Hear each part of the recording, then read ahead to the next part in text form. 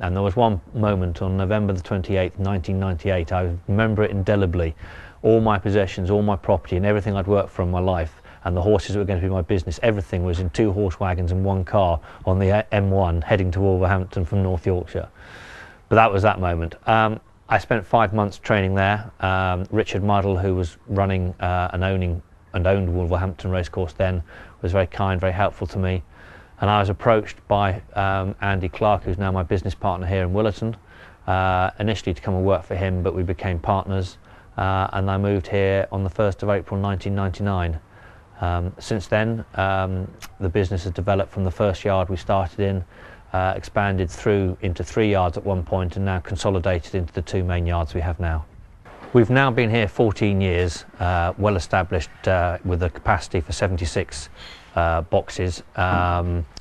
We have the 1 yard we're stood in now, which is the Mount House yard in Willerton, and we have the yard over in Hemswell, which is about a mile away as the crow flies, and the gallop runs ideally between the 2 yards, so it fits both yards very well. Outside of this business, I'm involved in horse racing in other capacities.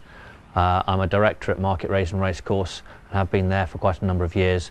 I find it an interesting way of bringing a trainer's view to the committee meetings and hope I can influence the way the course is going forward from a trainer's point of view. I'm also a trustee at the British Racing School, one of the schools in this country which is responsible for training staff to come into racing and also for jockey training and for other capacities such as trainer training and so on. It's a rewarding charity to be involved in, and a feeling like I put quite a bit back into racing in that respect. Leading on from my trusteeship there, I became a member of the British Horse Racing Authority's Ethics Committee, which is a very stimulating committee to be on, with some very intelligent and forward-thinking people on it as well. We meet twice a year and get involved in ethical issues of the British horse racing. An example of the Ethics Committee work would be our involvement in the Whip Review recently and the Grand National Review.